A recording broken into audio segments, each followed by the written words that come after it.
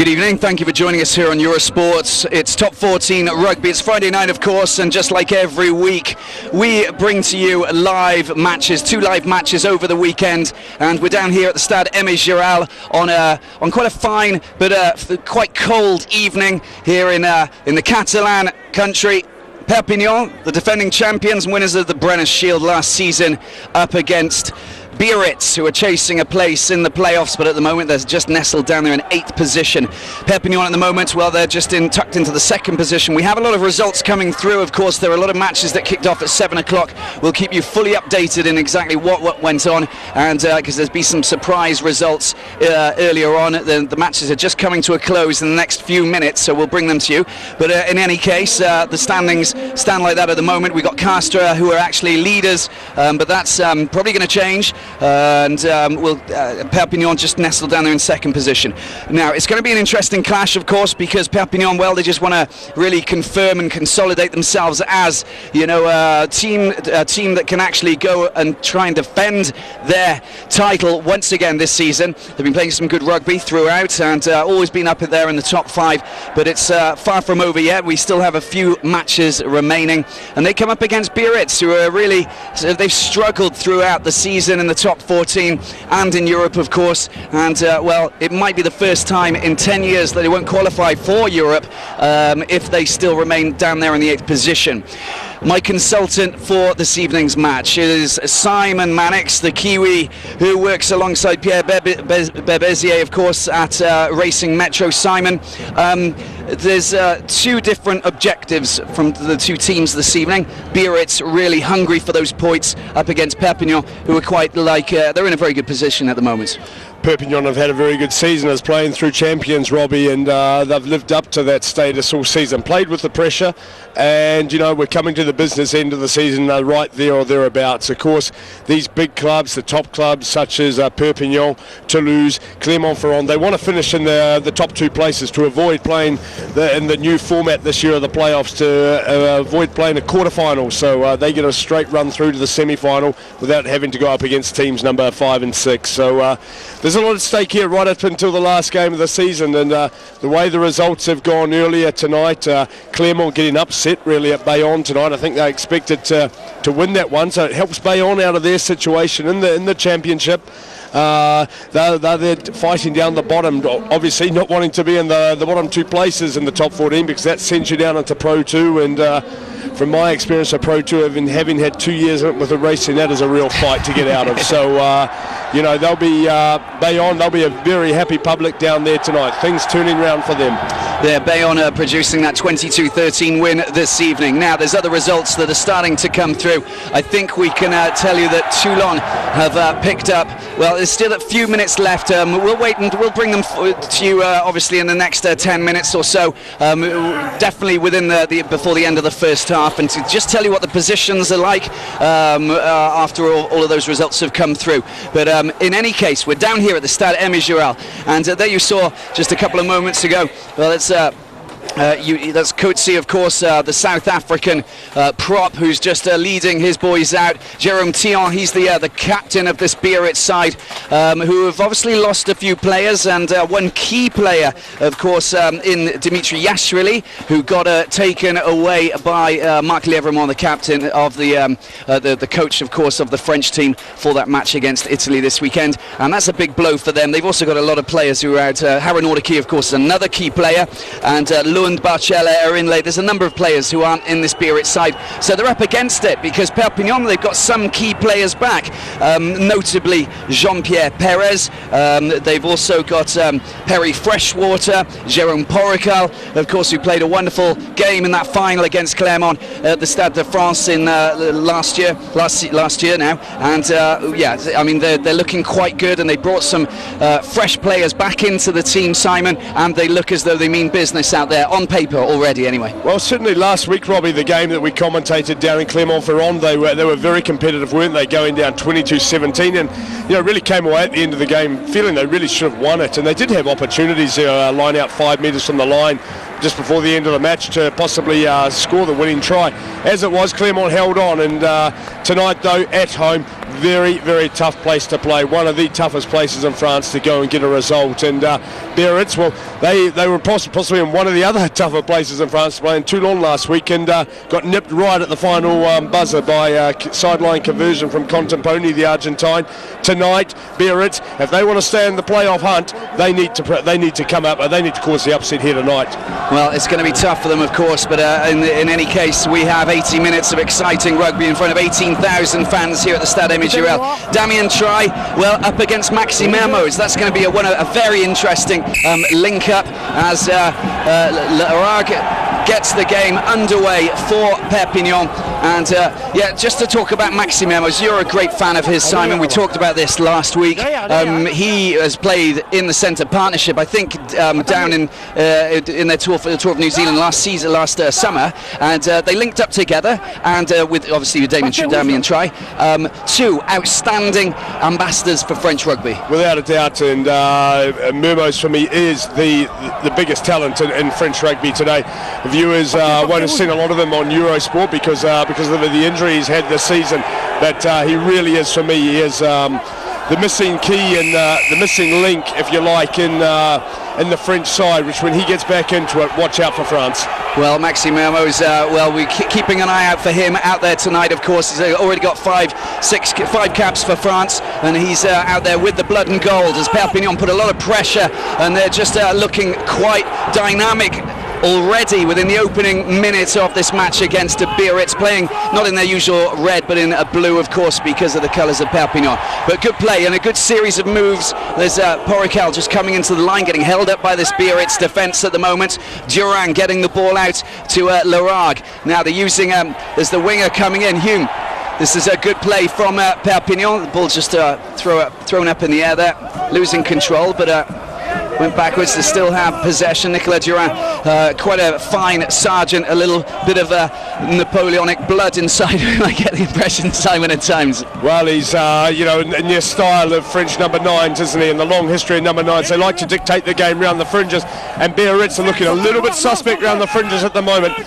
Committing a few too many players wide at the moment, and just looking to make the break around the ruck area. There's Plant being fed on the inside here by L'Arague. It's a great opening sequence here for Perpignan. They've shifted left and right, probing away again around the fringes. Again, they're making easy inroads around. We see the defence trying to pull players across, but they are short on the inside. And they've got a lot of, oh, that was unfortunate, that was. It was just the pass just missing out, and well, that could have been quite devastating for Biarritz, of course, so early on in the game. There's the referee for tonight's match, Jean-Luc Rebolal, and just calling time out for a quick moment there, as a couple of players get a bit of treatment, but a good opening phase. They mean business, don't they, this Perpignan side, Simon? They certainly do. They've come out with the intention. We can see their intention to play the game and to try and take the attack to Biarritz. Biarritz is a club which for many years has prided themselves on their defensive ability, and a lot of their play is based on their defensive line. They're not an aggressive defence, but a defence very well organised. They do not commit many guys to the breakdown area, and what they tend to do is just shift side to side and control the whole time. Whereas Perpignan tonight, you've seen already, they want to take the attack to them, and that means they've got to take the ball. They've got to be aggressive with the ball in hand and really take the ball to the line with good straight running. And we've seen already that's their intention here.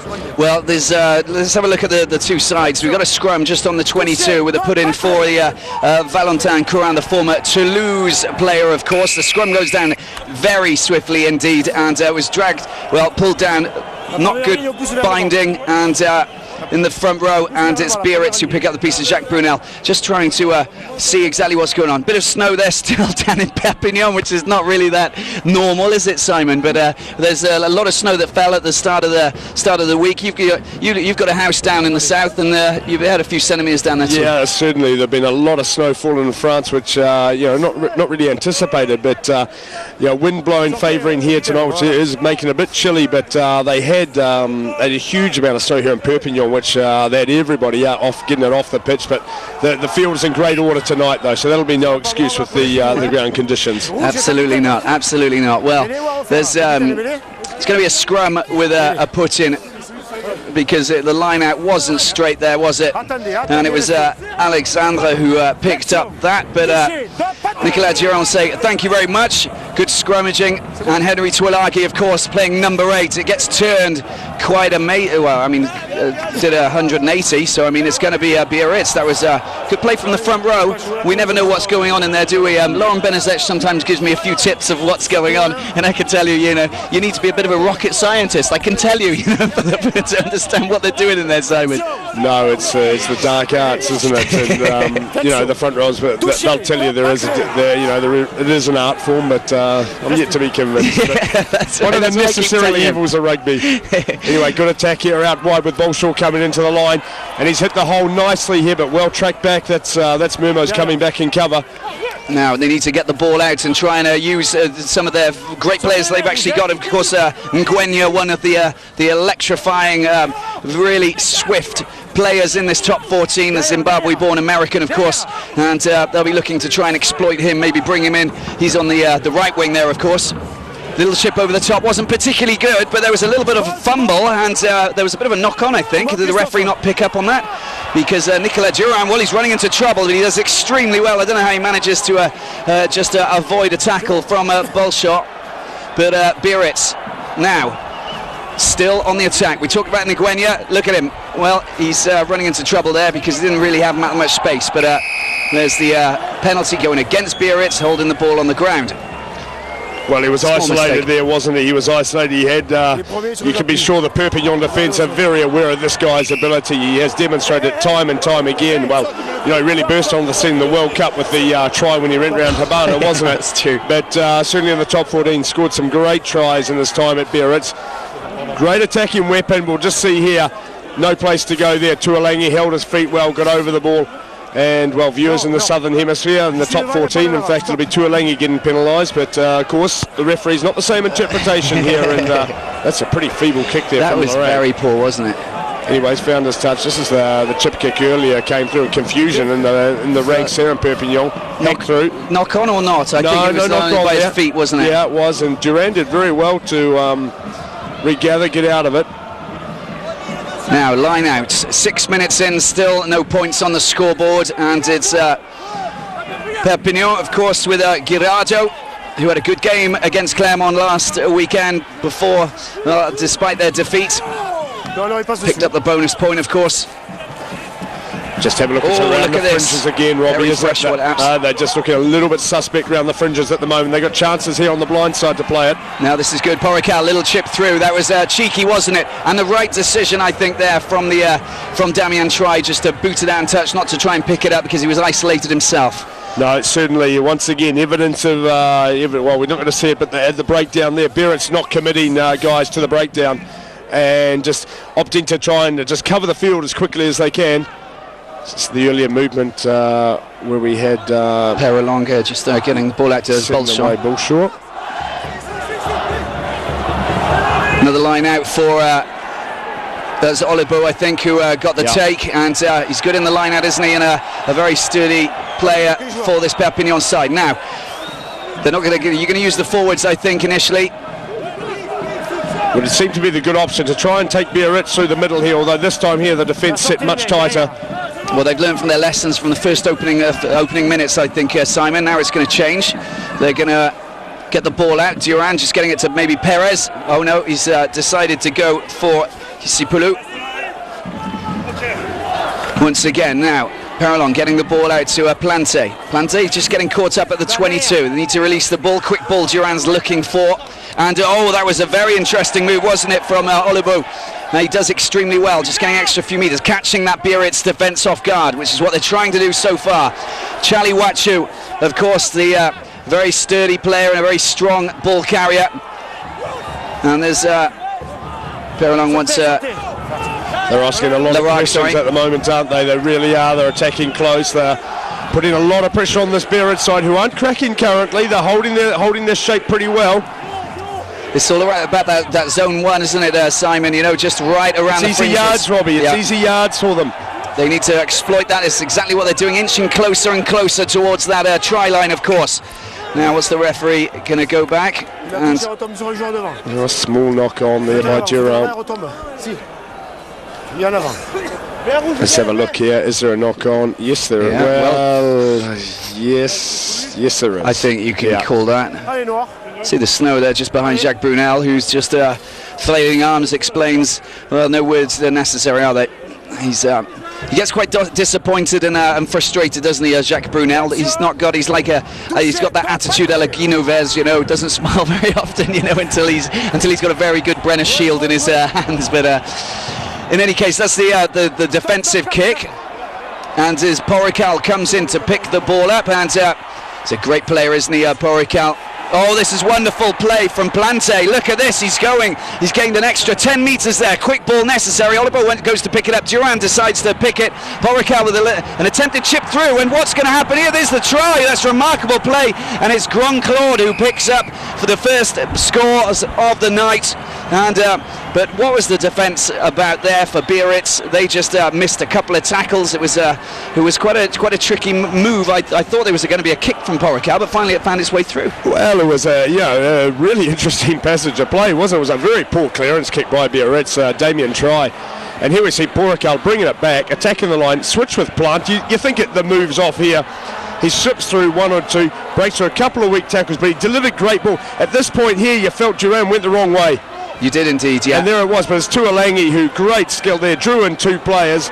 The attention under two, get the pass away. Grand Claude was there in a small space, a 3 against 2. They worked it very well. Great play, Tuolangi. He was the key guy, the key pass in the action. Taking 2 players out, and well, that's the kind of impact that you want from a player of such a great size. So I mean, a great start for Perpignan here at the Stade Aimé Giral, and it's Larague who will be looking to add the extra 2 points from the conversion to offer Perpignan a solid start to this top 14 clash here down in Catalan country. Strikes it well, it looks pretty good. The flags go up, 7-0 for Perpignan, and well, Jacques Brunel, he'll be very happy with that, although he won't afford a little smile, I'm sure. He'll just be sat back, well, standing up, of course, watching, of course, everything that's unveiling. Let's have a look at that again. Porrical cuts inside. It's a strange pass to make, but you know, he spotted Plante, who was available. He cut inside, of course, and as you said, Durand going the other way. Nguyen missing a tackle as well at the same time. Tuagi doing very well, and Grand Claude, well, just making it look so easy. Yeah, very good finish, well worked, kick off well taken here, and straight away look to put pressure straight back down into the Biarritz half.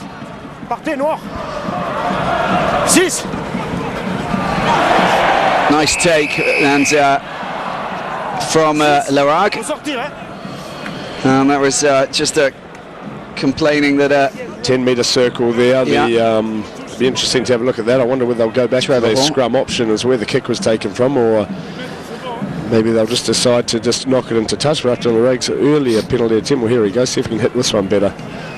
It's a much better looking kick. Yeah, no, he took his time and got himself into position, knew that there was no pressure, and just got himself just past the 10-metre line. You see here Bulakoro putting the kick through here, 10-metre circle numbers. That's a very tough penalty by the referee. Yeah, no, it is indeed. He didn't make any movement forward. He was, you know, you could say it was on a limit of 10 metres outside, but he didn't move towards the ball at all. Was put back on side. Tough call. As it is, attacking line out again, and this is Tuolangi. They're using him, looking to hit through the midfield. Takes a bit of stopping, the big man. Absolutely, he's like a big locomotive, isn't he? And just scything through that defence, and they have the advantage after going forward. But I think they're going to take advantage of him quite a lot, because they know that they're going to. He's going to draw at least two defenders, isn't he, each and every time? Oh, without a doubt. He's you know, one of these powerhouse the Southern Hemisphere players who really make a mark in the top 14, and most teams seem to have them, don't they? You know, we look at. Look at Cast, the leaders, with Chris Marsoe and Takori, who've been powerhouses for them in the back row. You know, it's right across the board through the top 14. Very much a multicultural competition, and we know that the Pacific Island boys, when they get going forward, they're very, very hard to stop, and they're relishing the challenge of the top 14 here in France. Probably not appreciating the snow, though. No, probably not. There's Nicky Duran with the put in. It's Twilagi who's going to pick the ball up, of course. Well, there's some good defending there, isn't there, from Courin, who pinches the ball, and that's good play. Perelonga gets rid of it, and they're on their back feet now, and Nguyen's chasing it hard and fast, but finally the ball will go out. Let's find out who's that going to go to. It might be a Biarritz ball. It is indeed, and that was good chasing. But look what he does extremely well, doesn't he? We just talked about Tuagi taking two players. Talking up the strength of Tuilagi there. Well, there were two guys on him, but great technique from Courin there, and there from Courin, and then good kick through. Perelonga, the speed of Nguyen, is ridiculous. Very, very impressive, isn't it? It's ridiculous. The touchdown's got that one bang on there. Yeah, absolutely. That's a good start. Chance for them to strike back here, Biarritz. So they've got to get the line out right. They've already lost one. Benoit August, and that's a good take from Trevor Hall. Ball comes out. Now this is good. They've got support. This is wonderful play. Oh, good hands, and they've got numbers outside now. And surely it's going to be Balshaw. That was textbook stuff, wasn't it? Wonderful play. Gonzalez, the coach, looking on, and he's one happy man. You can put that down as just a classic, good all-round try coming from the line out using. Have a look here. August, he had Nguyen outside him who drew in Larag, and that's just great hands. They had the depth there to get it through. It was a case of shifting the ball nice, and it was Larag who got sucked in by Nguyen. You'll have a look here. Just as they come around on the peel-off, Nguyen comes in, Larag comes in on him, but he's actually missed. Great play by the back row. Try does well, sucks in Mermos. Then it's Sid who comes in. Then it's 3-on-1 here. Purakal's on his own.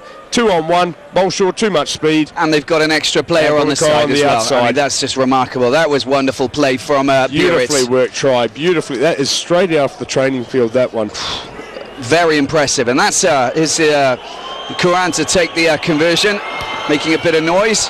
Well, it just drifts off to the right, not very well taken, not even short as well. Won't be very happy with that, but still, a try is a try. That's all good for Biarritz, especially scoring here at the Aimé Giral. I mean, it really is like the mecca of rugby down in Catalan country. And well, that's a nice score, and that's turned the tables a little bit. That's shaken up this Perpignan defence, making sure that they actually must realise now that they have got strength and depth, and they've got some great talent on that pitch out there tonight.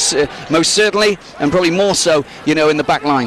Well, it was a very well played, very well executed move by the Biarritz side, and not to, but you'd say a little bit out of character for them, really, because they're not a team that execute, really attack a lot of first phase play or things like that. But that's what it's going to take. Something a little bit different here to win tonight. And if they have that intention, that enthusiasm, they're going to have to tighten up their defence a little bit, but keep that enthusiasm and keep that intention going. That they can catch this Perpignan team by surprise. And there we go. There's some straight out. So Perpignan dominated the first 14 minutes here, didn't they? They were all over Biarritz, and you wondered how Biarritz are going to get a foothold into the game, and as it is, Courin steals the ball, picks it out of the pocket of Tuilagi. They're downfield, line out try, set play try, beautifully worked. No, very, very impressive start for a bit of a. They were just trembling a little bit at the start. Where they just looked like, didn't they? Just trying to get their hold into the game, and you let Perpignan away with you early. You're going to be in for a tough night here. But as it is now, 17 minutes gone, they're right in it.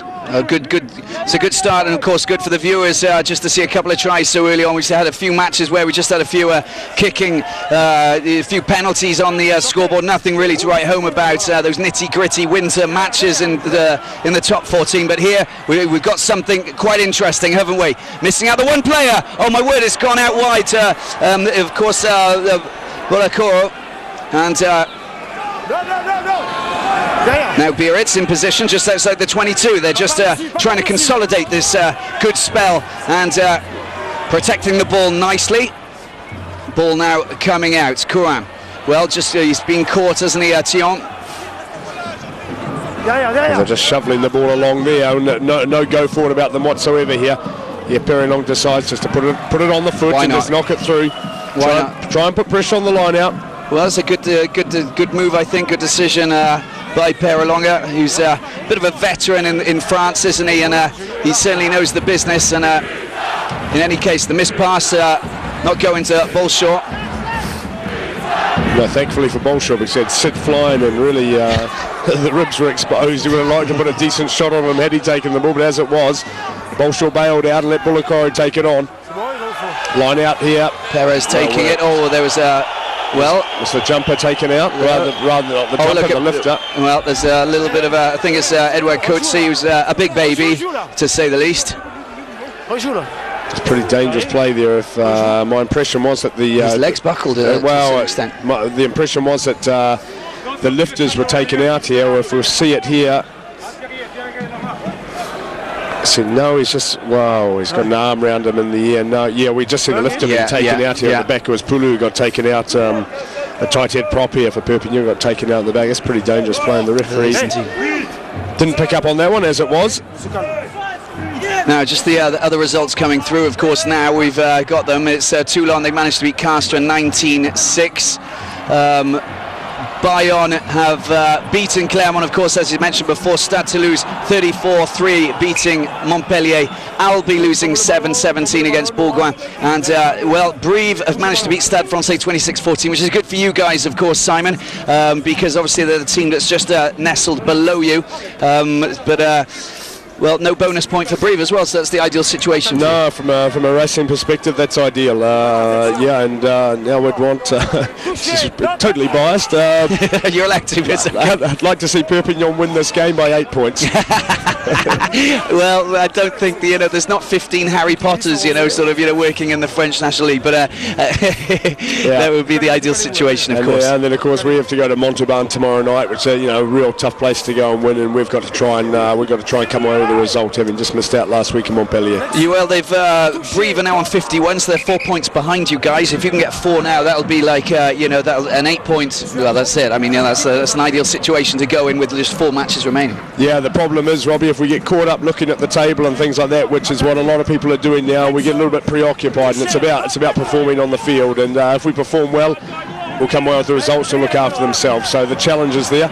As it is, Coran he's been lively, hasn't he, at the start of the game, and he's unlucky that one's going to run into touch, but no, it's not. Oh, it's a lovely pass back to Coran. Look at this. This is fantastic play from Biarritz, but have they got enough? Can they ground the ball? I don't think he got turned, didn't he, just on the line? I feel he got turned there. I was going to say he's unlucky the ball went into touch because Nguyen was flying yet again on the chase through. But it's the bounce of the over ball. It sat up, and there was some great little interpassing there. Coran got away. A beautiful pass.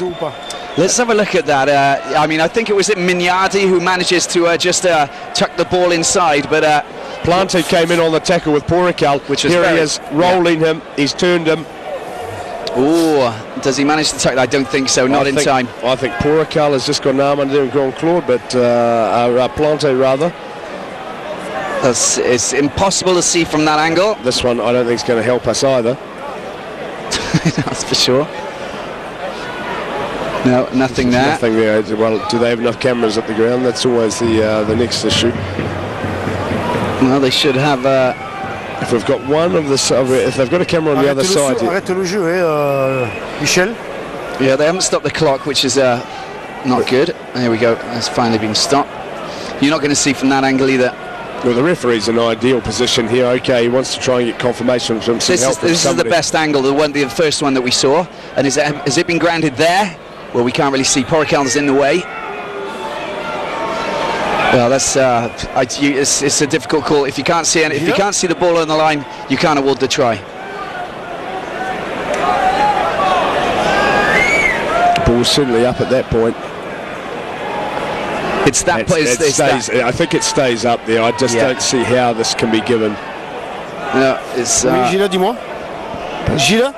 I do not want to question the video referee. Le ballon n'a pas touché le sol. No, well done. Hasn't touched the ground. Ballon noir. Ok, mêlée ballon noir.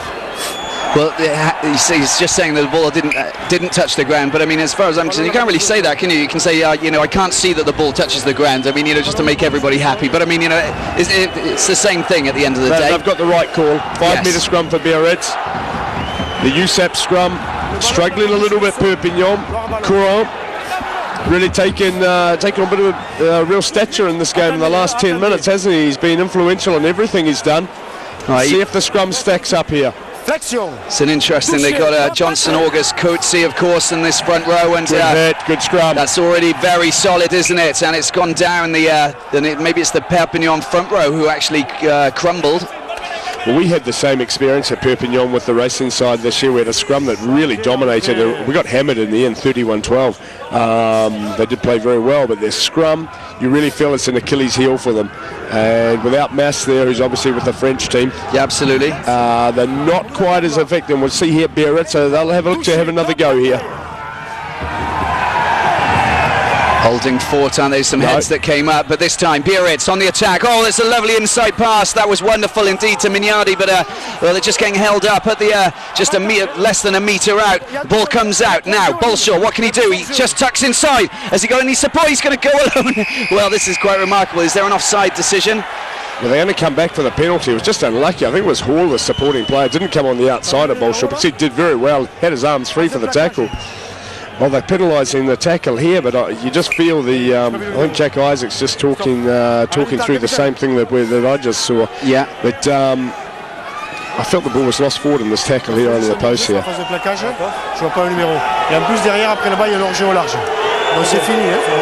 Okay. Well, just picking out the offside positions as well, first of all, but be interesting to see this one on replay, just to see. I just felt I felt Bitterbay lost his forward in the tackle here. Let's have a look there. No, he had control the whole time. Oh, he had his hands on it, yeah. Well played. That's the offside. He's penalising coming in from the side there, which is Grand Claude coming in right from the side there. Good call by the referee. 3 points in the back. Well played, Biarritz. There you go. They're in front for the first time in this match.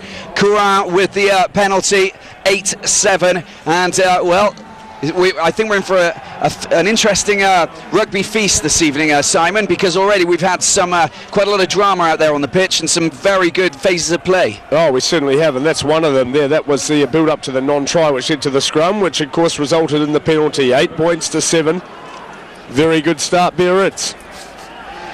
One try apiece, of course, after the first try by Grand Claude, just cancelled by that of the former England international Bolshaw.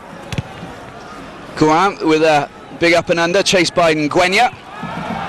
He tries to knock the ball back down. Bitterbay now just collecting. Now are they going to try and run it? They haven't even given the ball to Nguenya really just yet. He's got a little kick over the top, but it's going to. Oh, it takes a funny bounce. At the moment, everything is going Biarritz's way. The 50-50 balls are falling their way. The bounce is not really going for them. It's. Do you get the feeling it's going to be their night? Well, you need that, don't you? Especially when you're just nestled down there in 8th position, which is just unlike this Biarritz team. But they have had it's been a lot of change over the last 12, 16 months, isn't there? And they really need to try and get their points and get themselves into Europe. That was Bolshaw with a nice kick, but no one chasing. Well, it wasn't really into the corner, and it's going to be a drop at 22. Grand Claude just grounding the ball. Yes. This is what you saw. This is this was just going back earlier. Right, that's the earlier penalty. That was Bolshaw. That was I just felt if we had I think it is Hall coming round there, isn't it? The open side thing. No, it's Alexander. Alexander, yeah. Yeah, Hall has got the tape round his head. Alexander, if you just looped around Bolshaw there was a real occasion. Something was on, but held his support line on the inside as it was. They came away with 3 points. Perpignan need to get their hands on the ball at this stage. It's all kicking long. Well, they're giving away possession pretty quickly, not wanting to contest it. Perpignan back with the up and under. That's a pretty well weighted kick, but falls just outside the 22. Oh, that's a fantastic kick, isn't it? But unfortunately it falls into the hands of Tulagi, who made a good take there, of course. And finally, Larag, and he gets his clearance was just charged down there, but they fell back into his hands. That was very fast indeed, that move. But Perpignan in possession. It's a very strange game, Simon. I get the impression there's pretty much everything in here. Yeah, it's very helter-skelter at the moment, isn't it? It's Perpignan is looking a little bit rattled as it is at the moment. Little kick. Well, possession-wise, they're playing the territory game a little bit, Biarritz, and why not? I think they're doing extremely well, aren't they? Just camping out there in the Perpignan half. Yeah, they really are. After a difficult start into this game, they've really got a foothold in it now, and they're controlling the ball pretty well, finding touch when they need to, try and put pressure on this Perpignan line out, and get them rattled. And Larag at number 10 is a guy who you can rattle. He's not the most consistent of fly halves in the French Championship, I think they'll be wanting to try and, try and destabilise this Perpignan side if they can. I think he's one of those players who just drops his head as soon as things start to go bad. Well, he certainly has that reputation of, put the pressure on him and he can be found wanting. But this is what they got to get back to. That's offside. That was Girardo. Look at him coming in. Yeah, he could have come in. Trevor Hall. He could have come in. Trevor Hall could have come in from the side there. Was there not contact at the front line of that drive? But there was a well-structured three-man wall, wasn't it? Yeah, we'll just have a look here. Great line-out take by Perez. He's showing his worth in the line-out already for Perpignan. You'll have a see. They split them here through the middle. They take off at this point here. There's no one in front. But at that point, contact came in. Well, pretty much at the same time. Yeah, but there were 4 players in there together. I think that It's the missed touch again, Loreg. Yeah, that's terrible. Well, head dropping a little bit. Bolshaw, and with a big kick deep into Perpignan territory. Porrical will pick it up. Well, he's got to be a little bit careful, isn't he? Because it was close to being charged down there. We don't want to see that again. Well, Jacques Brunel won't want to see that again, that's for sure. But I'll tell you a player that we haven't seen much of at the moment, Memos. No, he hasn't had. Well, they just haven't had the ball, have they? Yeah, they haven't had. They haven't had a lot of ball. Well, the first 15 minutes are an attacking situation, but as we see, the president of Paul Gauzet of Perpignan, his counterpart from Biarritz, Serge Blanco. He's played a few matches of rugby in the past, hasn't he? Well, yeah, he's a pretty reasonable footballer.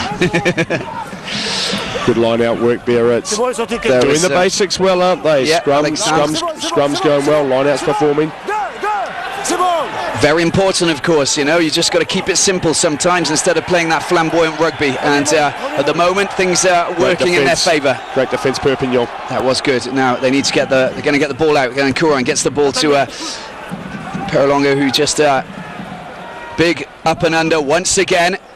So there's Perolonga. I think it was. There's Perolonga's recovered his own kick. Yeah. Once again, the bounce falling their way. Perpignan not getting in on the ball as quick as they should be. A lot of ball bouncing around in the Perpignan in their backline defence at the moment. Mermoz comes out of the line to try and cut off the outside option. That's a good kick. That's Damien a very good kick. Space.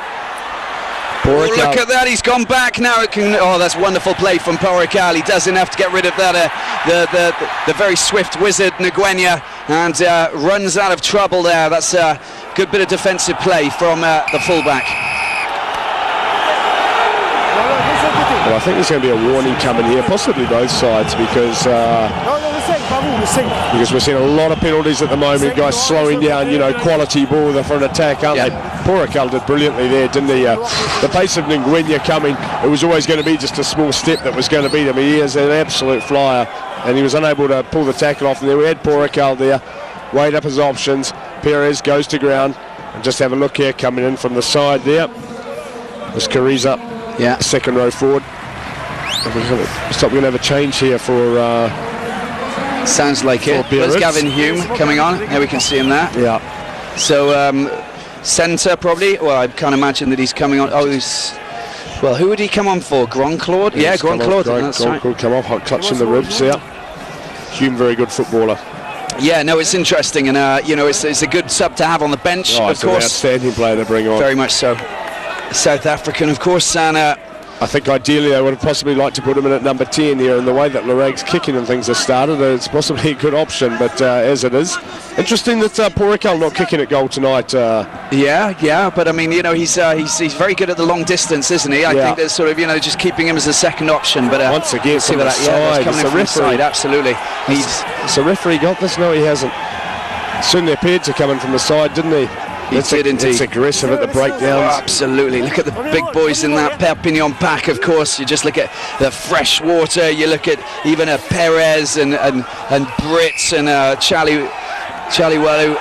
But they lose possession on this occasion, which is quite crazy if you think about it. Well, Perez and Tion, they're just Perez is looking for trouble a little bit there, but I think they're getting frustrated by the fact now there's a bit of chat going on. Well, they've got the penalty instead. There's a lot of chat. We just have a look where the Biarritz guys are really aggressive here at the moment. They're just disrupting everything. And where are they coming from?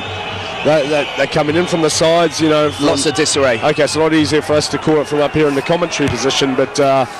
They're in there to niggle, they're in there to spoil, and they're doing it very well at the moment, and they're frustrating Perpignan.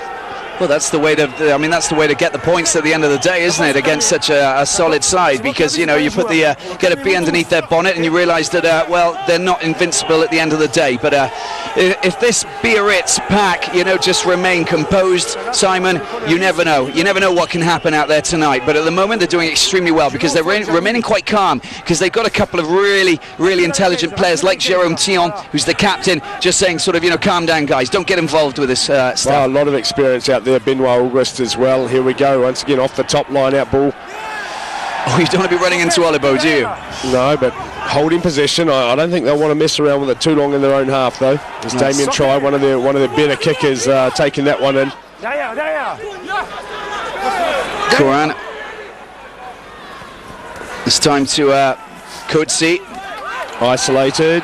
Well, does well. No, he doesn't do well. You see, they went through they went through three phases of play there, where you felt after the second phase they were going nowhere. Just the way they've been playing so far is they've been just really effective, and what they're doing is just let's just sit back, knock it in behind them, and put it out, and let's not mess around with it in our own half. What do they decide to go through a third phase of play? With the forwards again, isolated, turnover, and in fact it is Perpignan stepping up to have this shot at goal. Well, this one's around, but it can't be too far away from the halfway line, in fact, so it's quite a long distance kick. But yeah, there might be a little bit of overconfidence setting in the team, you know, because they know that they can actually beat this scrum, or, you know, just take advantage of the mistakes and the aggressivity that they're actually creating this Perpignan side. Yeah. And the overconfidence is obviously having effect. It's they just slightly got away from what they've been doing well here for 20 minutes, and that 20 minutes was just controlling the ball. It's not on, put it in behind them, put it into the corners, turn around this Perpignan side, and they had done it, you know, for the 20-minute period there, which had got them back into the game where they had 8 unanswered points. That's all they were doing there. Just got a little bit away from what they were doing. Anyway, Perpignan. That's going to miss. Yeah, that's gone wide, isn't it, from Perpignan, who's taken over the kicking duty from Nicolas Larague, and they're not able to take the lead. We're at a crucial moment in the game, of course. Only 6 minutes left in this first half, but we've seen, well, quite a roller coaster ride as far as rugby's concerned between two teams who are, well, hungry to get the points, of course, on this frisky night down in Perpignan. But at the moment it's Biarritz. They're hanging on to that lead, and just go back to basics, go back to what they've been doing well, just as you mentioned, Simon. And you know, I think that they'll come off with come off on the right side going into the changing rooms. Well, certainly they'll. You know, it was a good kick off there. They didn't get the pressure on. They're getting the bounces going their way. Everything's sort of falling for them at the moment. Larague just charging in the fine way that he does. Oh, there was just took his eyes off the ball at Larague on that occasion, and there's Girardo picking up the pieces, and Durand gets the ball out. Now what can they do with this Perpignan side? Perpignan comes into the line. There's Sid as well. Good defensive play from Biarritz. They need to hold force. Durand getting the ball out to Larague. It's going down the line once again. There's Gavin Hume who comes in. Olibo getting driven back. Good pressure from Biarritz, but is it enough? Oh, this is good play. That's Hume who gets, I think he picks out is it Girardo again? I think it is once again. He's in the thick of it, isn't he, this hooker? And Jérôme Tillon trying to get his hands on the ball. To Larague once again, the impact player going just past the 22. Referee's going to come back and just suffocating the ball to a certain extent, I think, and the penalty going Perpignan's way. Great play from Perpignan there. A lot more direct about than their play there, weren't they? As Girardo's coming up, he's touching his hamstrings. Have a look here, good straight run in here. Gavin Hume there, Girardo in behind him. Have a look though, tackler got tough, cool referee. The tackler got to his feet, got all over it. You felt that penalty had to go the way of Biarritz. Have a look there, straight running, hit the hole, just came off his shoulder. Girardo had the. Have a look here. No, let's have a look here. Tackler to his feet. He's on his feet. Tough call. That is tough, isn't it? Yeah, absolutely. Well, Mr. Rebolal, he's given the penalty to the attacking side, of course. Yeah. Which is a normality in France to a certain extent, isn't it? Well, no. No, normally it's the other way round, Simon. I don't know which way it goes, Robbie.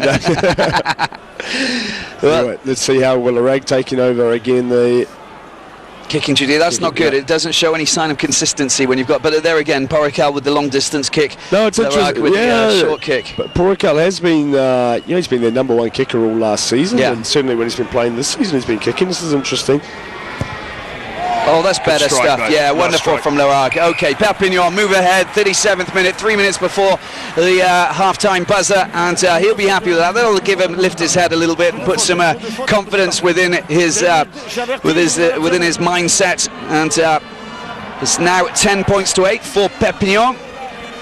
Tit for tat to a certain extent here down at the Stade Émigral, live on Eurosport, of course. Tomorrow evening, well, we'll probably see you on camera, Simon, because we have Montauban Racing Metro. So no foul language, because there's a lot of people who can lip read, down over in Australia, New Zealand, etc. Yeah, certainly. I'll keep that in mind. I bet you will. Not.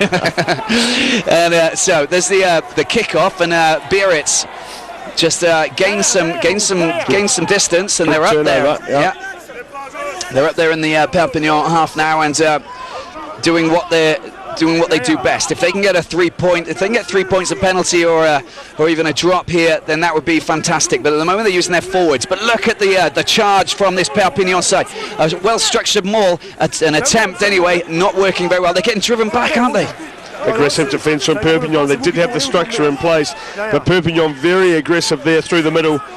It's a drop back, and now they'll go back to what they were doing, and there it is, the up and under. Just outside. Good chase coming through. Damien Try going up for it. He misses out. It's Porrical who does well, but the pass wasn't particularly good. Trevor Hall can get penalised for that if New Duran went down, but he didn't. Here's Mermoz, finally.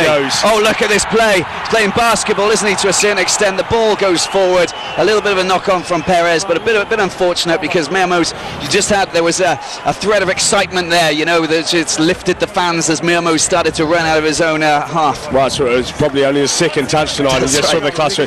Gee, the attempted foot trip by Trevor Hall. There was a little bit Jerry Flannery about that, wasn't it? As it was, you just see Mermoz here. Really, wow, he's just. Perez should have done better with. Well, possibly it was. Do you think it wasn't that much of a bad pass? I mean, he's just a little bit behind him. You just.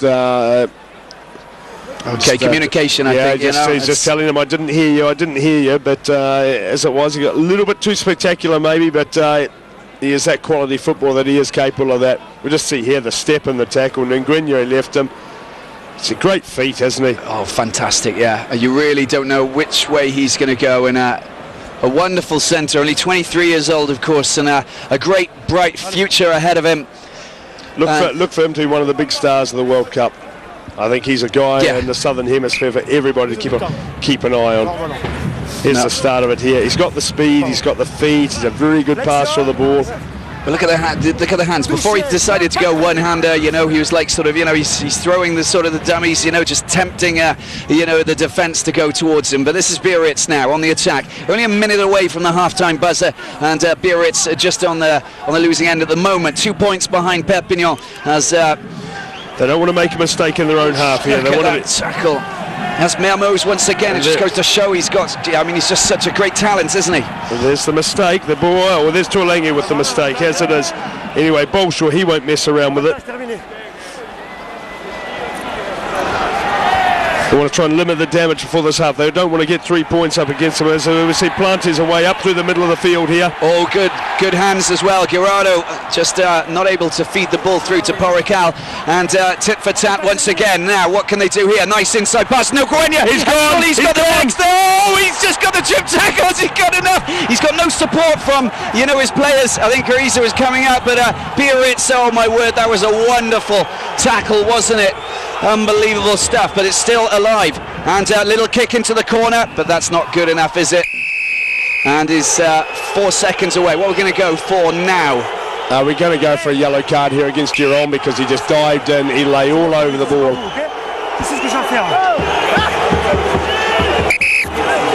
Well, we talked about not making mistakes before half-time, and it is getting rather testy out there, and you can't help but feel half-time is going to come at a good time here. The referee's going to have a job on his hands here. You feel he's got to go for the yellow card for Duran without a doubt. Yeah. But I don't. We couldn't see what happened off the ball there, but it was exciting play both ways there, wasn't it? Just mistakes before half-time, such a crucial time in the game. Unbelievable scenes. The ankle tap on Nguyen. I'd already put him down as scoring that. Thought he was gone. I think you were on bet.com when you were putting your money on the try. I mean, he was off like lightning, but what a wonderful trick tackle. We got the yellow cards out. Duran's going to get the yellow card. The Biarritz kick the goal. They go in, down, and they're going to be... Oh, here we go. He's listening. Yeah. Okay, Nicolas Duran, he's calling over number 9 red. He's having treatment now, just trying to hide from the referee. As you do in those situations. But he's fine, he's been called over. Let's listen to what the referee's got to say. I mean, it's...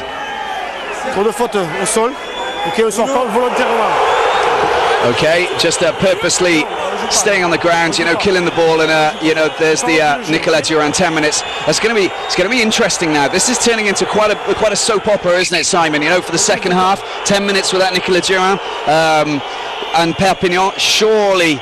Well, if Biarritz, if they can kick these 3 points, just have a look here. He's laying all over him. He stays in the tackle area. Oh, yeah, he's absolutely doesn't make any effort to get out of it. He knows full well what he's doing. Yeah, that's Bleeds innocence there, but it's well, this is the start of it here. We had Plant breaking away. We had Guerrero who lost the ball. No, it was Perez who lost the ball. Actually, that's 2 balls he's lost in the last couple of minutes. It's true. They had 4 get away. Coran again with a beautiful pass. You think he's gone there, don't you? Oh. What an ankle tap. That was by Olibo, wasn't it? The second row. Yeah, absolutely. That's remarkable. He's having a great game, Olibo, I must admit. But now it's down to this, the last kick of the first half. Valentin Coran to put Biarritz. Well, the ball goes down. So he asked the referee if he could take that again, because obviously if you don't, well, you have 30 play it. Well, you have 30 seconds from the moment you've signalled to take the shot at goal, but if the ball goes down and you don't signal to the referee and you walk towards it, no problem, no problem at all. And there's a he's missed it. That was horrible, wasn't it? Absolutely. Well, he rushed it because the referee had told him, "Come on, you got to get on with it." So, yeah, well, that's the moment.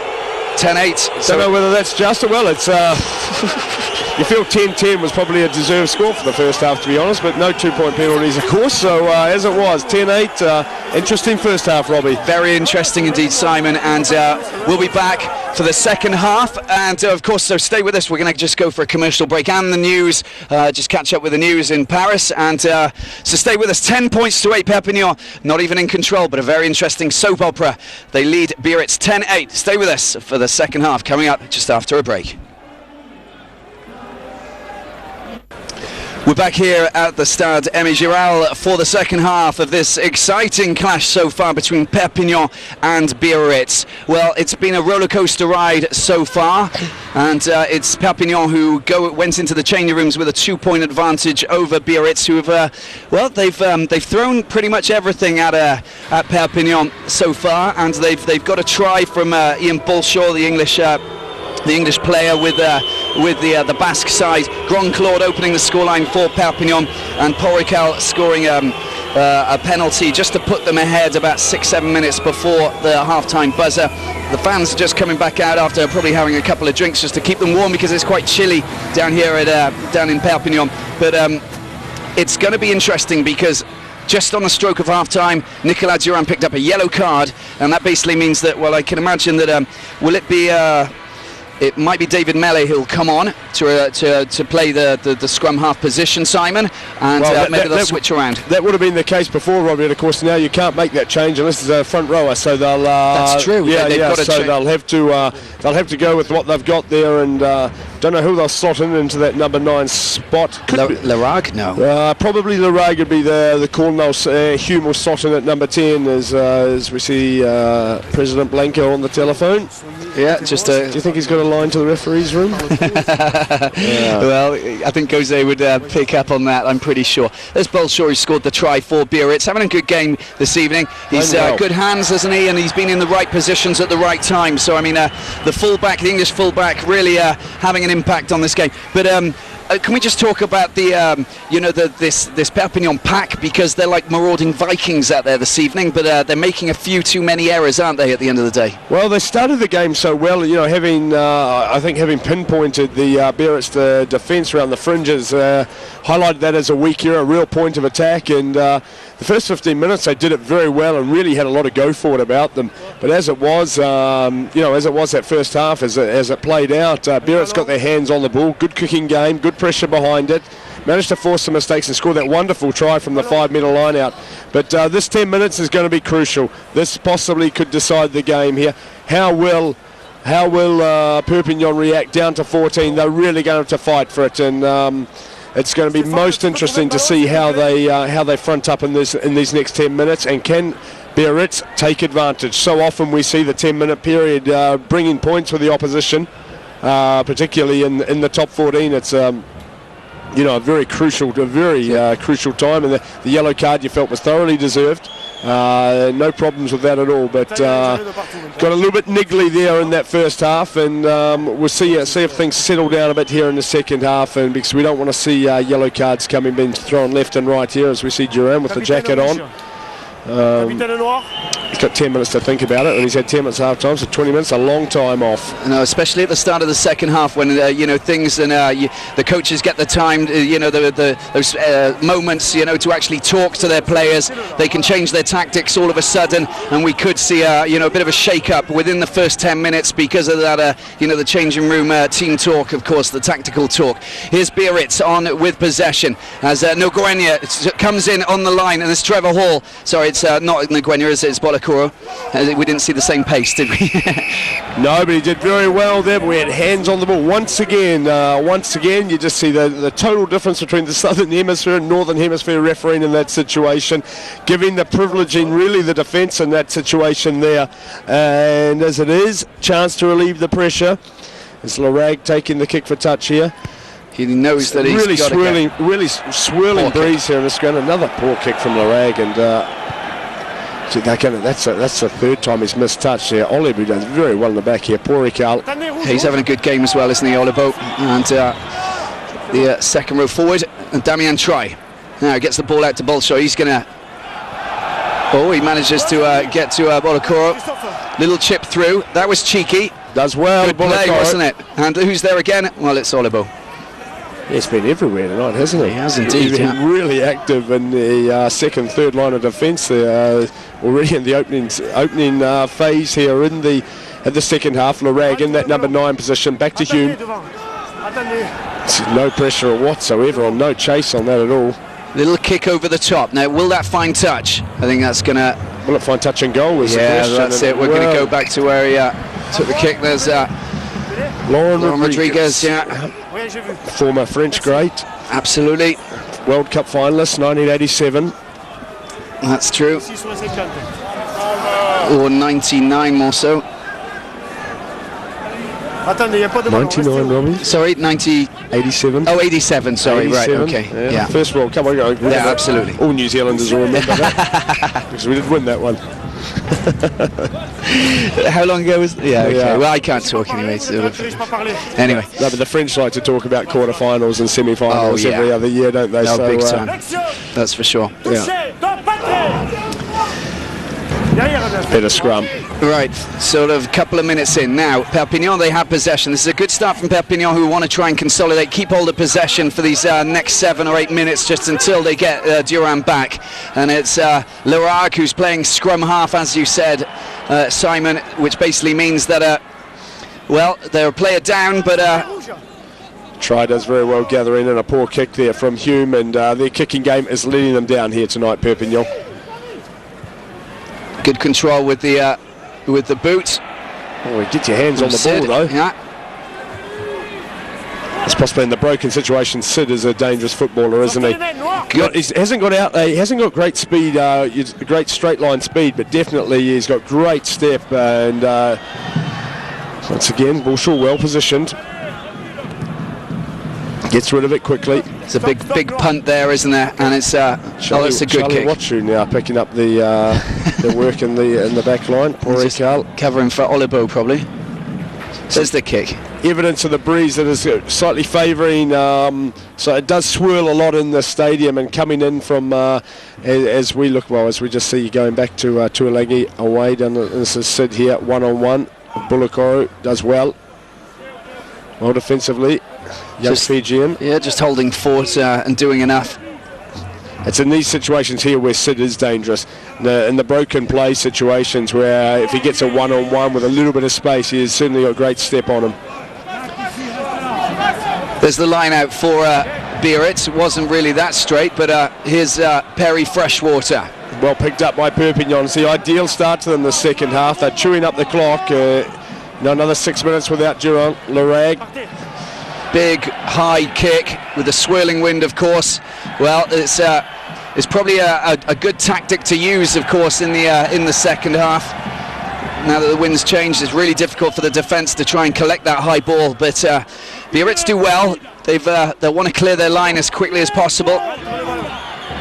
A lot of kicks hitting the ground tonight, which is pretty unusual to see. The lack of organisation in the defence, certainly in the back three on both sides. Let's come here, back to Porikal, who finds touch just around about at the 5 metres inside his own half.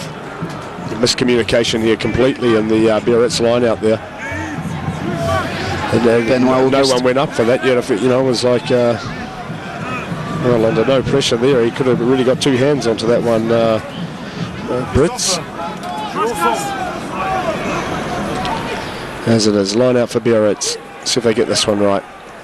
Oh, well, it wasn't straight again, but they still managed to get hold of it. Damien Try, this is good play. Now, what can they do with this? That was Courant.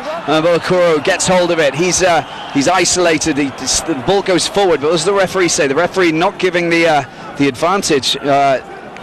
No scrum going Biarritz's way, and look at this. They've got numbers now. Can they take advantage of it? Now, that was Alexandre just moving forward. Corin gets the ball out once again. More pressure. Oh, wonderful bit of evening robbery from Larag. He does extremely well there, doesn't he? And that was Pulu getting involved. Larag once again.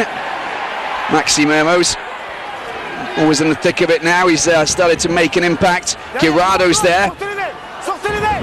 Edward Coetzee just trying to pinch the ball at the breakdown, but Perez doing well to cover.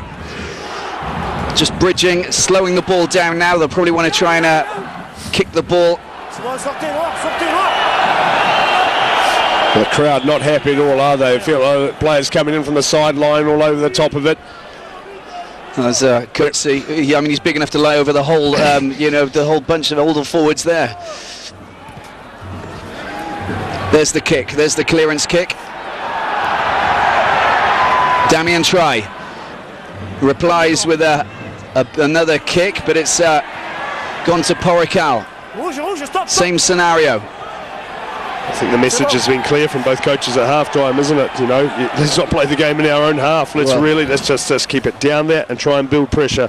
Well, less exciting really for the fans and the viewers, of course, but at the same time, it's a crucial match at this stage of the competition. Of course it is, Robbie, and it's, at this time of the season, it's about making the fewer mistakes possible, and Biarritz really, if they can sneak something here tonight, it keeps them right in the hunt for the place in the top six. As we see Larag, they're doing very well, picking the ball out of the back of the ruck there. The ball was free. He was free to come in from that side. No problem at all. As it is, we've got a line out on about halfway. Just a look at some of the matches that are left, of course, after this weekend's clash.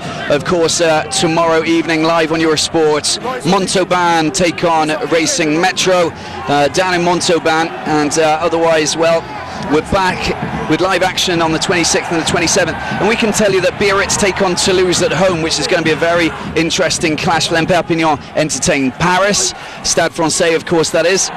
Tuilagi to Maxi Mermoz, but he does well to keep hold of possession there. That wasn't an easy take. Just a little loss forward there. Go forward.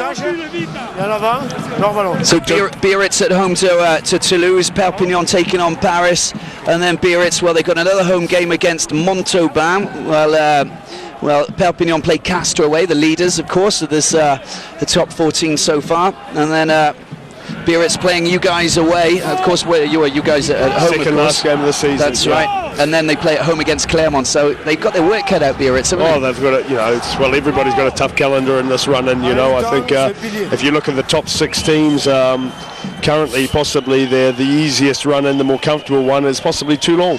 Yeah. Who beat the leaders tonight, and very good result there for Toulon.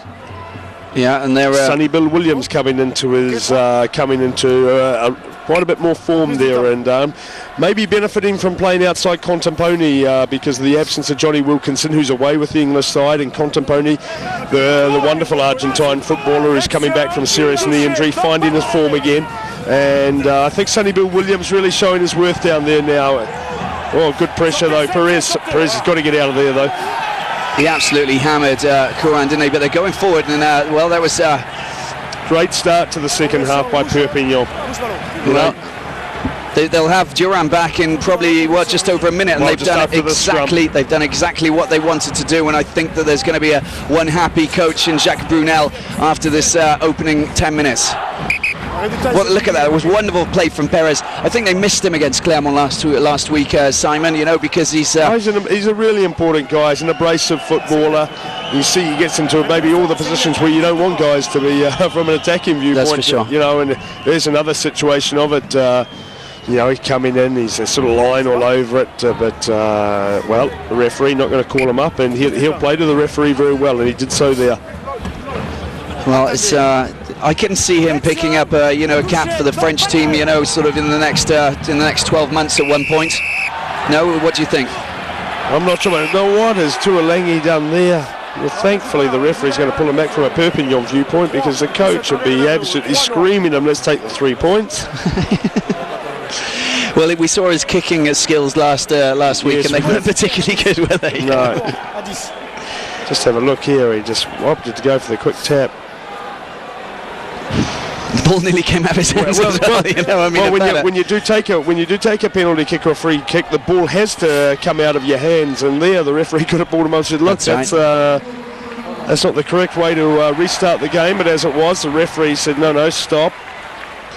He gives Lorag, and here he is, he's back on. Well, remarkable. This is Perpignan. They're just showing strength and depth, aren't they? When you actually see that they're able to just hold fort for the 10 minutes while they're 14 down with their scrum half, and they're a talented scrum half at that, off the pitch. And now they have a chance to go 13-8 ahead.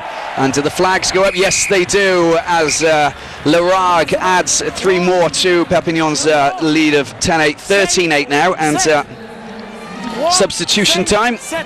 Well, we've got a few here for Biarritz. Now, what are we going to see? 3, 5 and 7 coming off. Right, 3, 5 and 7. So Campbell, Johnson and Jérôme Thion is going off, and Fabien Alexandre. So we have Alex Barozzi, who's going to come on for Johnson. And I think it'll be, it could be Caritza coming off, I think. Yeah, we'll try and get confirmation on that. I'll just have a look out there. Caritza, and maybe is Vahafalu? Did we see him come on as well? Oh dear, there's a mistake you don't want. No, Tion's still on there. Yeah, Tion. Come off. Right, okay. Well, straight from the kickoff, Damien try. That's a poor mistake. That is indeed. Yeah. See it so often, don't we? They do the business. They get the points on the board, and then they squander possession, or they make an error, so they allow the opposing team to get a few points on the scoreboard directly afterwards. Good scrum, good scrum. They want to keep this in and go through the middle here and draw the fault, and well done. No, they're rushing into Tuolangi. No, not this time. No, a tough shot at goal here with the wind the way it does. It is blowing at the moment, but Porrical maybe.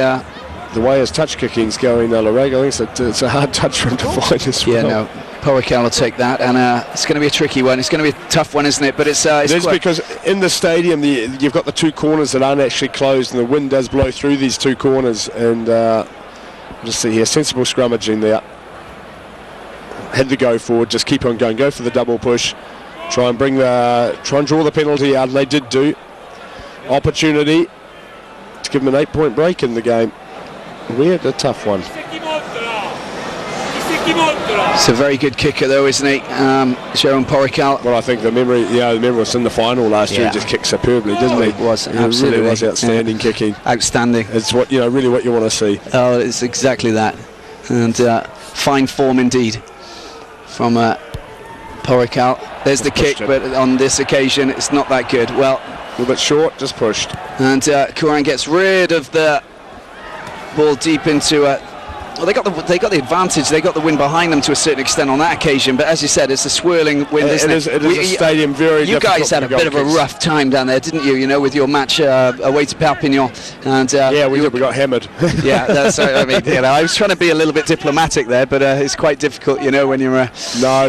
They produced possibly one of their best performances of the season against us. They were coming off a couple of losses, and it looks to be a bit short again from Larag.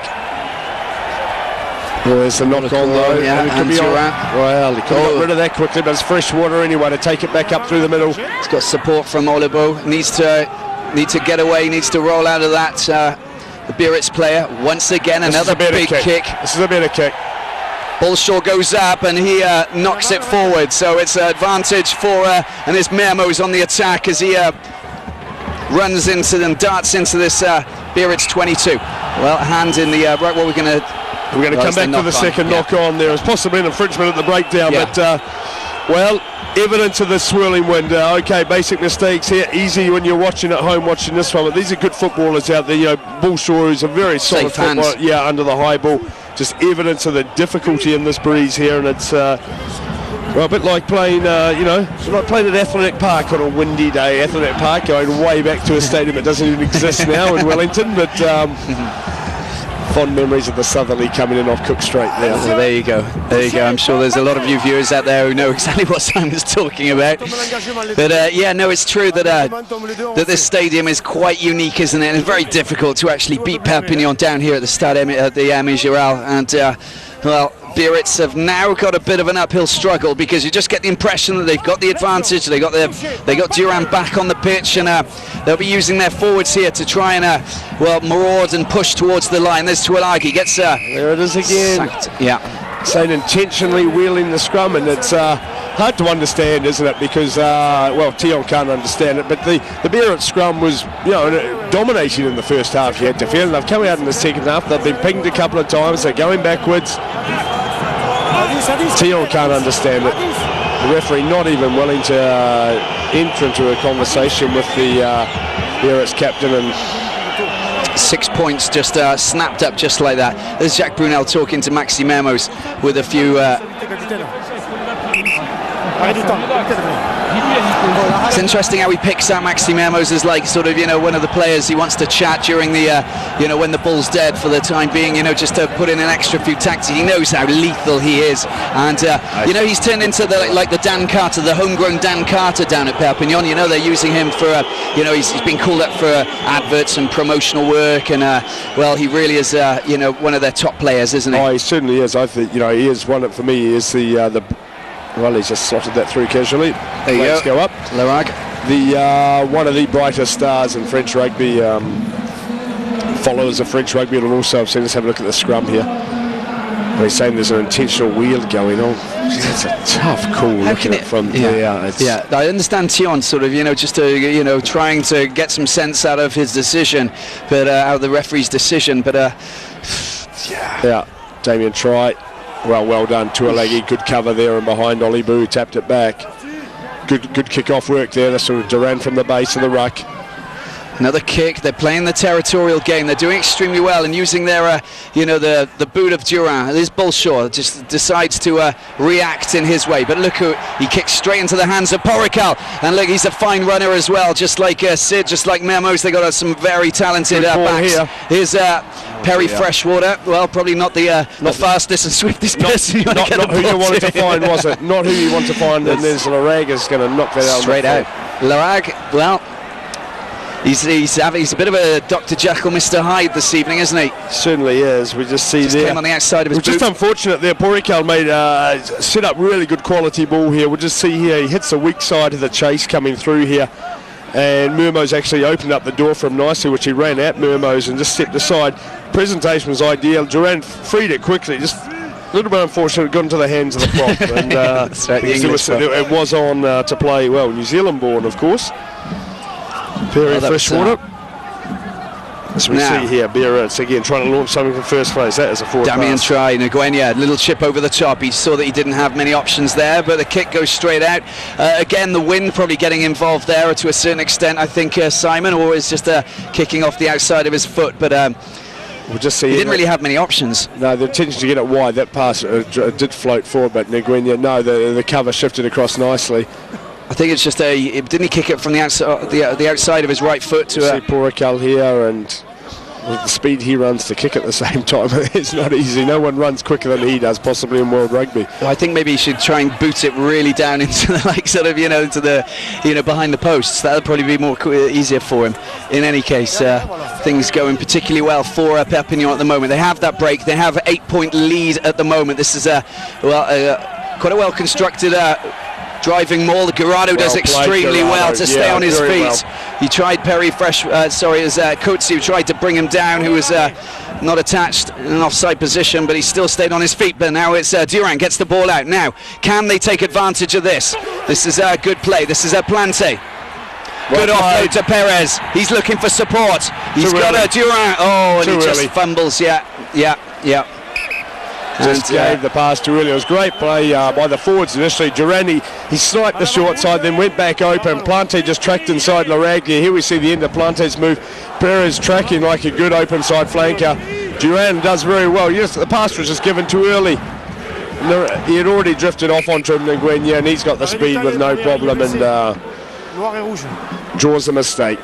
Yeah, he's just well defended in the end, but good play, Perpignan. Good play, Perpignan. They're looking like a very solid team, and a team that's definitely deserved to be in the playoffs, don't you think? In the top two, in fact, at the moment. They had a bit of a. They've still got some key players that aren't in the team. Of course, David Marty. He's with the French side. We talked about who's the other. Nicolas Mass as well. Nicolas Mass, of course. Very much so. Who's very Tinku. important. Tinku not playing, but this guy Garrido, he's really impressed me again. Yeah. Another young French footballer coming through. He's homegrown talent as well, Catalan, and very, very good footballer. Pretty explosive around the field, and we've seen him. He's been into everything again tonight. Well, he's also keeping Tinku out of the first team as well at the same time. And I'm a big fan of Tinku. I think that he's a fantastic ball carrier, very strong impact player, and Guirado's pinching his position to a certain extent. That's a poor kick. Plante does well, recovers in the finish. Is he isolated here? Porrical gets in quickly to help. Fell awkwardly, but they managed to keep it back on their side. Start again with the forwards and try to attack around the fringes again. And there's Freshwater with a little 2-meter drive. Guirado once again turns the ball nicely, just sets up the ball for his colleagues. And there's the kick. I think that's going to go straight out, surely. That's out on the full. That's out. I think even if Bulshaw touched it, but it was already out. Yeah.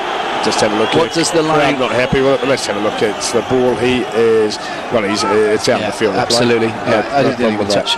Yeah. Once again, Laraig's kicking, letting them down. You look. A couple of Achilles heels maybe we've seen tonight in Perpignan's title challenge. You feel, well, in the second half the scrums responded well, but certainly in the first half you had doubts. Their kicking game is struggling. That's looks an area of weakness in what is pretty much a complete side.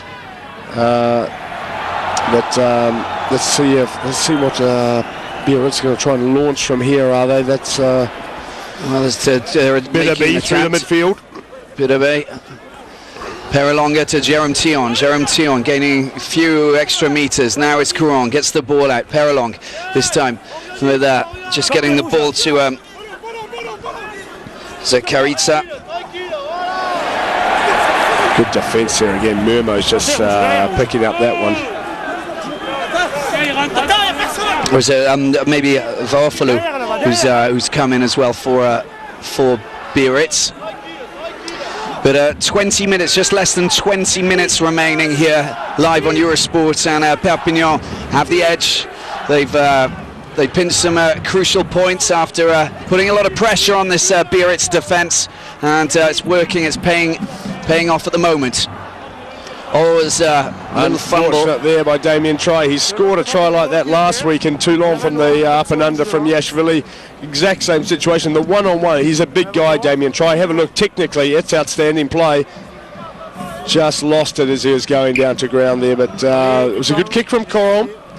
Well, it's still 18 minutes to go. Only 8 points in it. They're still in it, but they want to score quickly. Even though they just come away with 3 points, as we just see here. Mermoz and Hume on the tackle. Hume, another solid footballer. Working hard in defence, Perpignan.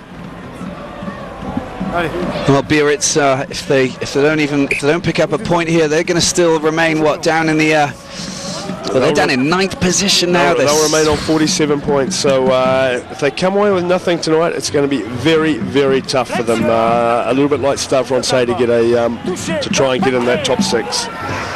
Yeah, tough times for some of the teams that we expect to be in the top 6 at the end of the season. But I think that you guys and Toulon, of course, are the surprise outfits that no one put their money on you guys or Toulon at the start of the season. I mean, to a certain extent. Yeah, I think Toulon, Robbie, there's always been, because they had a lot of quality footballers there from last year and they didn't perform. So this year, that second-year experience has done them well. I think Cast and Racing, certainly the surprise packages this season.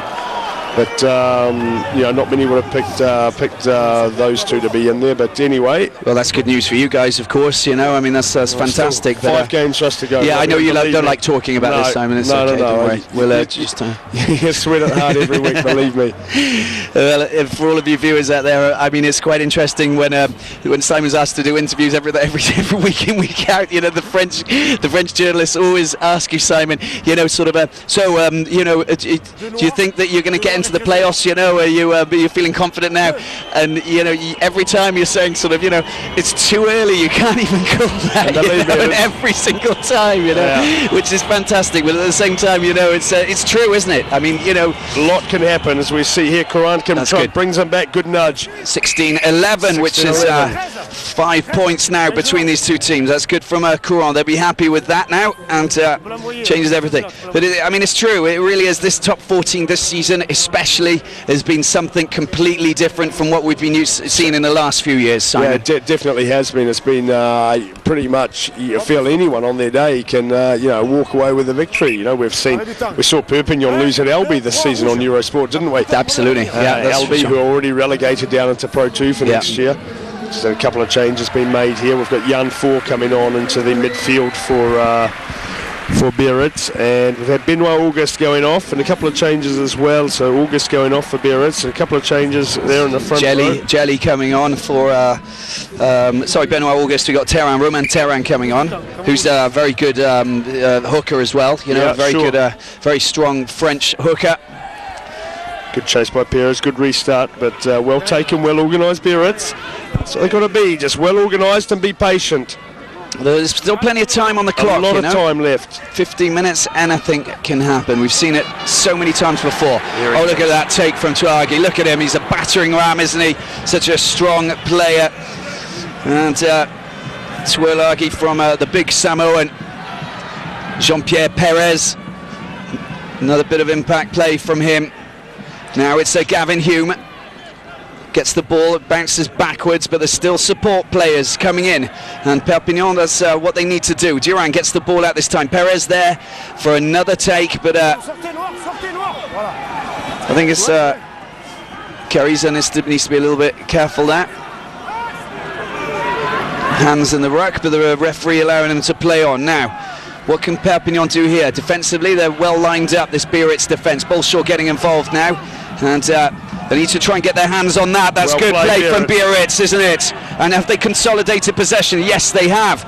And there's Terran, the hooker, playing scrum half. Now, Perelong. Little kick into the corner. That doesn't look like a bad kick, but no, it's just a little bit short, and it's Porrical who kicks into touch. So we're going to go back to where he took that kick. The kicking's been quite disappointing, isn't it? From Perpignan especially. Yeah. Their kicking game's really let them down tonight, and Poor positional play was excellent, and then we just see that one there. It's a bit of a banana kick, wasn't he? He's just hit that one off his ankle off the inside, and as it is now, a chance for Biarritz to try and put the pressure back on, change a hooker.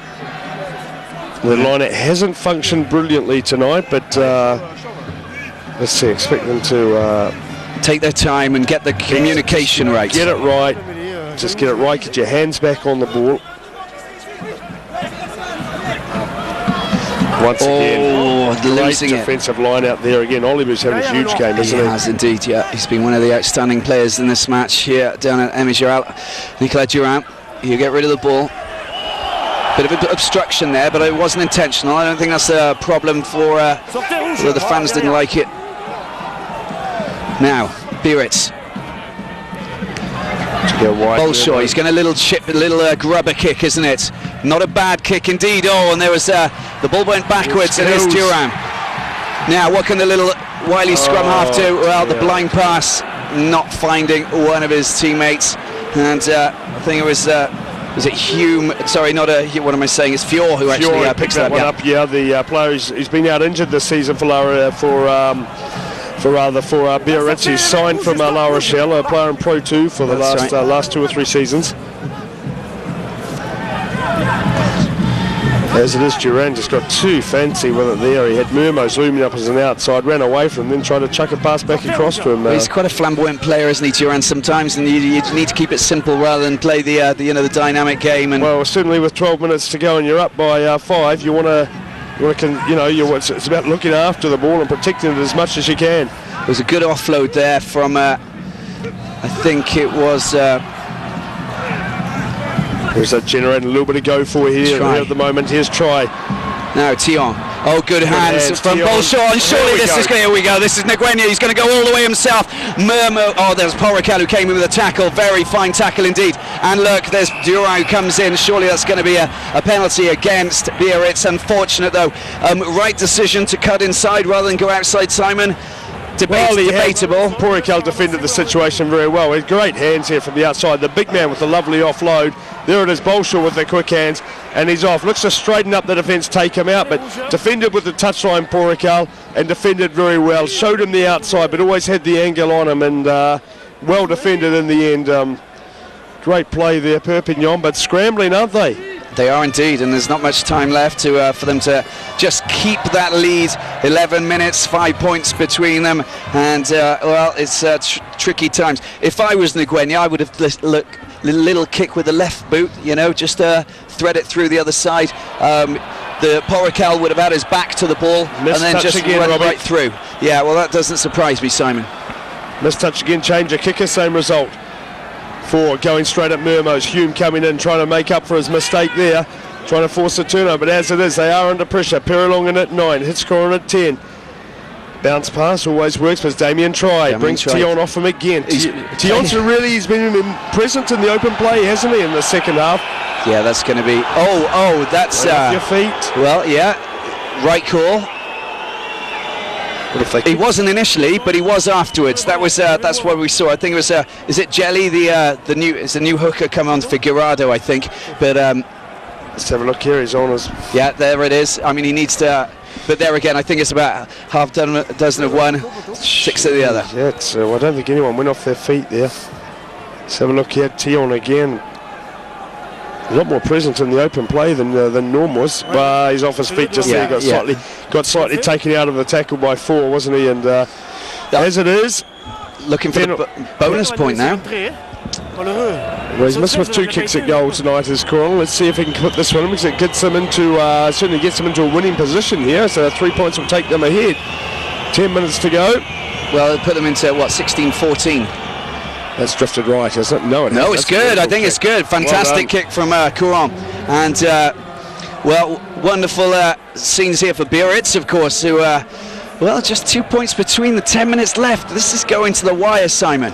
Well, I didn't think it would. I didn't think it would. It's a carbon copy of the first half. We see Perpignan came out with 14 guys. They weathered that storm. They came out of that storm with 3 points, as it was. Then they've kicked another penalty, got themselves up to 16. Got themselves out to 16-8, and you really felt, okay, they can put this game away. But as it is, Mistake There's from the a kick-off. knock on, yeah. You know, you felt they could possibly put the game to bed, really, but Biarritz stuck in there. Yeah, but when they play their basic rugby, you know, and they stick to the, you know, the basic rules. Force the mistakes, and then the mistakes that come. Games are won like that. Games are won like that. I think we've got a few substitutions coming. Olibo's going off. Well, he's been, for me, maybe the man of the match for. Maybe the man of the match for me, I think, you know. Oh, no, he's certainly played very well. No, Olibo is going off. We've got 8 going off as well, Tuolangi, and 9. All right, okay. So we'll have Melee coming on as the scrum half, of course, as you can see, replacing Durant after that missed pass that he made. Villaseca should come on as well. So to replace Tuilagi.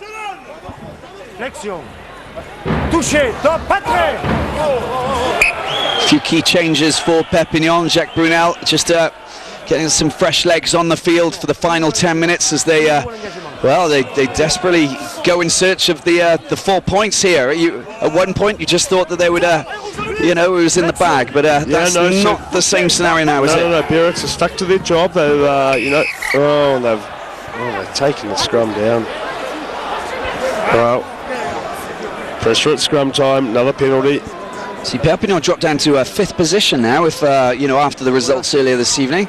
But if they do take the win here, they'll move back up into 2nd with 66 behind Cast. Yeah, and how vital, we spoke of it earlier, how vital for these top teams to finish in positions 1 and 2 and get a direct run into the semi-final rather than having to play, as we said, 3 and 4, play 5 and 6. And I think in the top 6 teams, on their day, anybody is capable of beating anybody. Yeah. And if you can avoid one extra game, that's what you want to do. Oh, absolutely, absolutely. You know, recuperation time for some of those players. You know, it's been a very long season, isn't it? You know, international duty along with all of these matches. And this is a very important kick here for Larag. His goal kicking has been good tonight. Kicking from hand has been pretty poor, but the goal kicking he's kicked well. Let's see, it'll drift across to our left as we look at it from here. It looks good to me. There it is. Well, it's 3 points for Larag and Perpignan, who moved 19-14 up. So it's not done and dusted just yet, but they're moving closer towards those the 4 points. Something that is proving to be quite vital at this stage of the competition, as we just mentioned. Well, Biarritz do have the capacity, they've shown, to score a try from a set play, and they do have a couple of game breaks. There's a speed of Nguenya. They've had Bulakoro, who's looked good tonight. So we see another missed kick-off. No, foot and touch there by Biarritz. That was Teran, wasn't it, the hooker? So they do have guys, Damien Try as well, guys who could make something happen individually. And Bolshaw, of course, you know, the same. But when you get into a situation like that, well, you know that you've still got plenty to work at, because if you stay the possession, that you've got to get yourself into that attacking position. You've got to get your hands on the ball there. See how the defensive line out stacks up here. Well played, Perpignan. Yeah, that was a good take from. Just look for Perpignan just to try and march us through the middle. No, Melly's taking over quickly. And there was a charge down, yeah. Another break, another ball bounces for Biarritz. I think there was Teran once again, and Kuran gets all, and there's the drop goal attempt from Damien Try. Is it good? I think it is. No, it isn't. Well, was that the best option? Turnover ball, you know, often the best ball to attack off. What's he thinking straight away? Sit back in the pocket and go for the drop goal. Now, I know viewers in the southern hemisphere will be tearing their hair out watching that. I want to see that one run. He is just having a go at it there. But, well, I think what his thinking was, we get 3 points real quick, then we get back down there, we can try and win a penalty, maybe another drop goal opportunity. Or a bonus point even, I don't know. Well, they're in bonus point situation at the moment, but they've got to get the win tonight.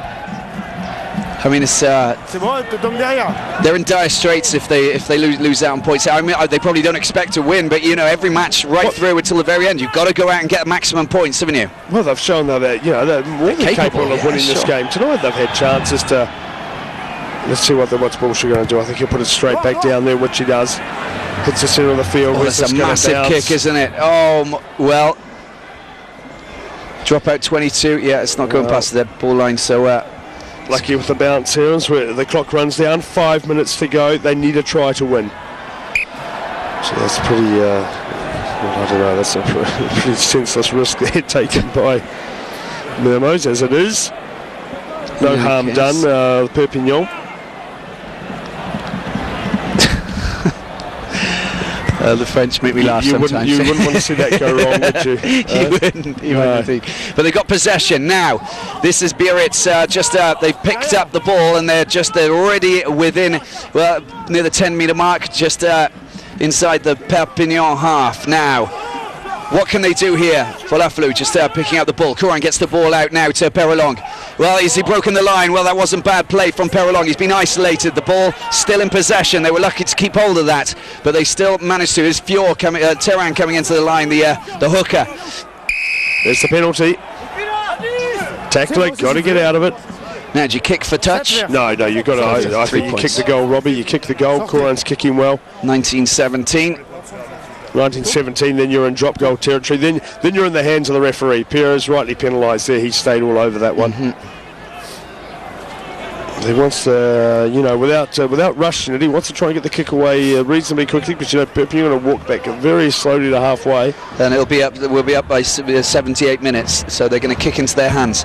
Maybe there's going to be something on the cards for Biarritz. It's Laurent Rodriguez watching on. As the fans whistle, they'll try and stop him from kicking this, but it's not that straightforward, is it? No, but he nailed one from here just previously, just 5 minutes earlier. That's true. 6-7 minutes earlier. Let's see how he goes this time. I think he misses it. He has missed. He has missed. Well, he just pulled it a little bit wide, and I think the choice was the right one, though. I think really that the idea was right. Go and try and get the 3 points, and then really to get your hands back on the ball at kick-off time and put pressure on it and try and get into a match-winning position. But as it is, you've got to kick the goal. Larag with now it's about scoring a try, Robbie. Right, I think so. I think that's the only option, isn't it? Coran with the big kick just outside of the 22. It's a big high kick, and there's the bounce now. Can they pick up possession? That was wonderful play, and it's Coetzee with a little kick over the top. I don't know what he was thinking there, but keep the ball in hand and camp out. But in any case, the clearance wasn't particularly good. I think he was let off the hook by Porrikel's kicking there. But, what was he doing here? It's ridiculous, isn't it? Coetzee, keep the ball in hand. Try. You've got the go forward as it is. Porrikel covers. It's all about the clock's against you at this time. And we know their line-out hasn't been performing that well. Also, look, there's doubt in their line at the moment. No one's sure of the call. The hooker's listening to Tion making the call. The line-out is not running on confidence at the moment. Crucial. Got to hit your jumper. So crucial. Oh, it's well taken, finally. And now, that's knocked back. I don't believe that was knocked forward. I think it was knocked back by a Perpignan hand. Now, what can they do here? The Biarritz forwards, they need to try and consolidate this, but it's Perpignan all the way. They've got back in numbers and they're defending very well. They're just going to use a little bit of time. Well, there's David Mele just getting rid of the ball into touch. Now, they've got another bite at the apple. Let's see, here we go. Coran came siding through there. Nice dummy, but yeah, it was knocked down by the Perpignan hand. Went backwards, of course. So look, the referee said it was a knock-on. That's not a knock-on. That's not back by. Yeah, absolutely. As it is.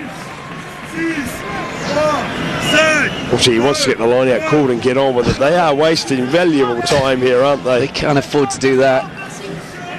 But they need to win this, that's for sure. Yeah, that's the first thing. Make sure you win. Okay, good play. Well, the ball comes out, and now what can they do? Damien Try cuts inside. Probably the right decision. Get the forwards back involved, and now get the ball out and go through the motions. Keep the ball alive. They got, well, just less than a minute now, but Buffalo just getting caught up. Good defence from Perpignan, absolutely. Where's the ball? There it is, still in possession. Now, that was a darting run there from 4.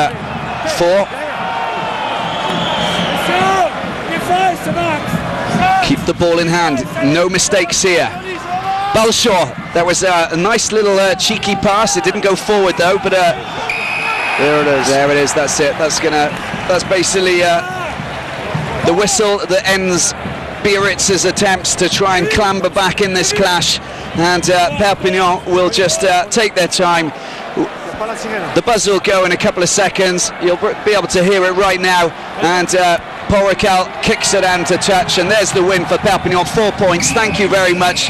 The defending champions have taken the win here, Simon, and they probably deserved it at the end of the day, but they looked a little bit shaky at times against this Biarritz side, who probably could have walked away with 4 points here tonight. Well, yeah, Biarritz certainly had chances, didn't they? They really competed well. They competed well for most of the games, through most of the areas. They had a dominant kicking game tonight, which on the back of that, you felt they were able to build pressure. Scored the best try of the night, that's for sure. But as it is, it wasn't enough here. And Perpignan, they continue, without being spectacular, they continue their progress. And very important victory here tonight for Perpignan, and an interesting weekend, which, finishes tomorrow night in the top 14. Is that going to be the end of Biarritz's run for the top 6? They're in 9th position, aren't they, with 48 points. Perpignan moved back into 2nd position with 66, 1 point behind the leaders cast. Racing Metro 55 in 6th position. They take on Montauban down in Montauban tomorrow. Simon, good luck for that match tomorrow. Thanks very much, Robbie. It's been a pleasure once again. Simon Mannix and myself, Robbie Knock. It's Perpignan walk away with victory, 19 points to 14. Thank you very much. You've been watching Eurosport Top 14 Rugby. From me, Robbie Knock, Simon Mannix. Goodbye.